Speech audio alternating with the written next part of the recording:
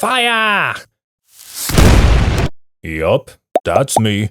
You're probably wondering how I ended up in this situation. Well, listen to this weird guy telling you my story. Alright, this is the story of Götz von Berlichingen. Götz von Berlichingen. Gotfrieded von Berlichingen. Yeah, I know. Your friendly German devil from the neighborhood is here to save the day with the pronunciation again. His name was Gotfrieded Guts von Berlichingen, also known as Götz of the Iron Hand. And look at his plump cheeks. Götz was born around 1480, probably here in Jagdhausen, in what is now southwestern Germany, as the son of a so-called Reichsritter, or Imperial Knight. These knights were basically the middle management of medieval German nobility. Not princes, not peasants, but the equivalent of, I have authority because I have the talking stick. His father was considered wealthy by the standards of the knightly nobility at that time, which became increasingly less important. But Götz was the youngest of his father's 10 children that he had with 3 different wives. I mean, wow, clearly that man was swiping right on Castle Crush way too often. So, Götz couldn't hope to inherit anything really. Because of that, he ditched polite court life as soon as possible, signed up as a young knight for hire, and spent his late teens and early 20s riding from campaign to campaign, fighting for whoever paid him the most. On a very cool side note, warfare at his time was changing pretty dramatically, because he lived in that particular time when knights and plate armor and guns and cannons all coexisted, which is just mwah. It was also the time of King Henry VIII's amazing Greenwich armor and the also very cool fluted Maximilian armor style of the Holy Roman Empire. Here is an image of Götz's very cool armor, by the way. Fighting for others was nice, but it wasn't his real passion. But eventually, he discovered the true purpose of his life, a way better and much more lucrative business model. But before we talk about how incredibly annoying he was for the people of his time, spoiler alert, incredibly annoying, let's talk about the elephant in the room, his iron hand. In 1504, his military career got him involved in the Landshut War of Succession in Bavaria. Götz is about 24 at the time, serving as a mercenary knight during the siege of Landshut, and there he gets a little too close to the action. And that brings us right back to the beginning of the video, only that we have to change that scene a bit because he wasn't blown up entirely, of course. A cannon, specifically a type of field gun also called a Feldschlange or field snake, pretty cool name, fires a shot, and according to Götz's own account, it struck the pommel of his sword, causing it to splinter, and the splinters then struck his hand and severed it from his arm at approximately wrist level. But being the unstoppable legend that he was, he probably just said,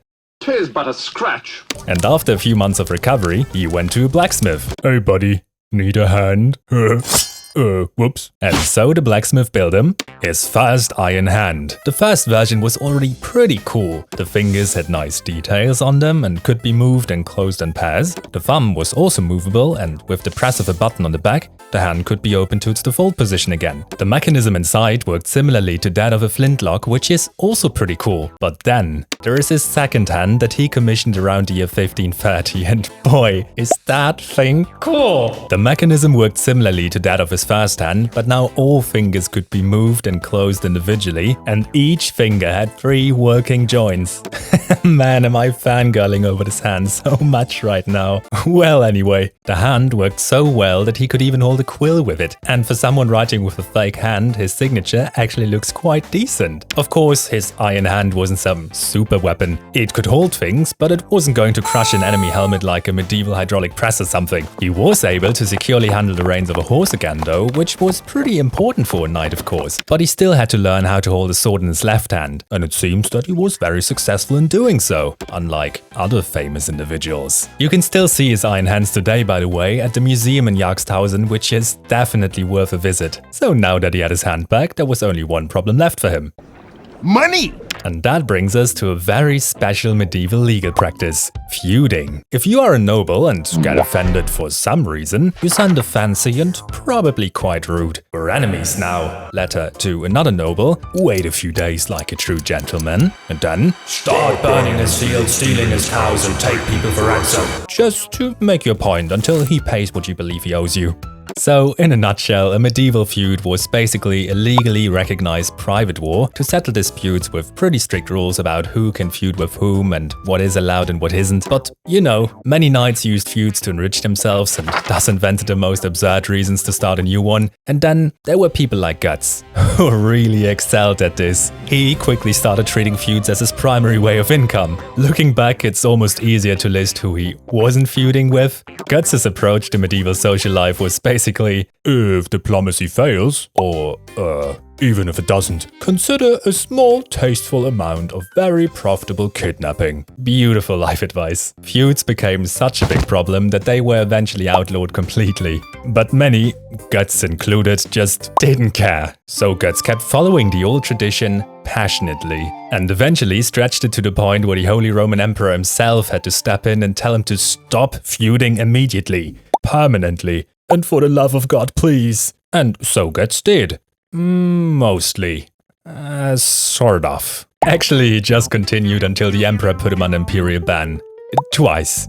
The Imperial ban was the most severe sanction under Holy Roman Imperial law. It meant that you lost all your legal rights, were considered an outlaw, your possessions could be seized by others, and anyone was allowed to attack and kill you without any penalty. That sounds pretty harsh, but I assure you, for the people who lived next to Guts, it probably wasn't enough. Under the guise of feuding, he liked to attack almost anyone, including merchants on the roads, for example, something that was definitely forbidden by the rules of feuding. One can easily see how that was a profitable thing to do though. But what's even more profitable than feuding with rich individuals?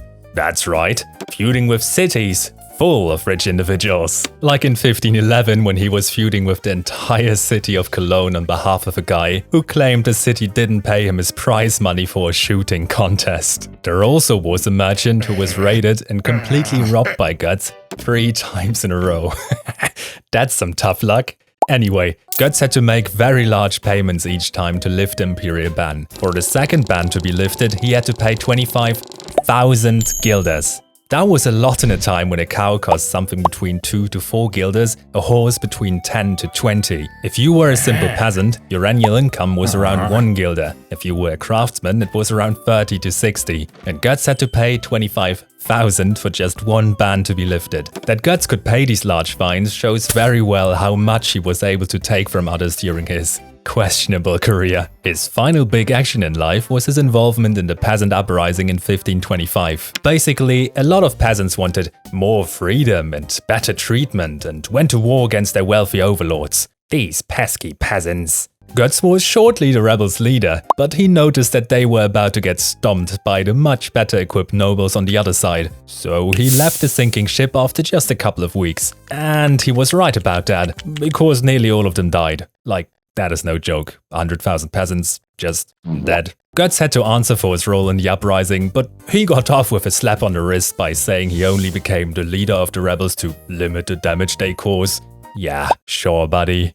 He was then captured by the Swabian League, however, a military alliance of cities and nobles that finally had enough of Guts' behavior, and in exchange for his release, Guts had to swear to remain within the boundaries of his own land for the rest of his life, never to ride a horse again, and never to spend a night outside his castle. And that's what he more or less did for the rest of his life. But don't just assume he had a hard time because of that. He still had his cool castle, remember? And the vineyard around it. And land around that. In his later years, he also wrote his autobiography, which you can still read today if you want. Although, knowing Guts now, you should take everything in there with a big grain of salt. In the end, Guts lived a very long, eventful life, dying in 1562 at about 82 years old, which is very impressive for someone who spent decades professionally trying to stab others before anyone else could stab him. Around 200 years after his death, the famous German writer Johann Wolfgang von Goethe wrote a play about him and portrayed him as some kind of freedom fighter. Many people still believe that Guts was fighting the good fight, helping the poor and oppressed of his time, but the more accurate depiction is probably that he was only interested in his own gain.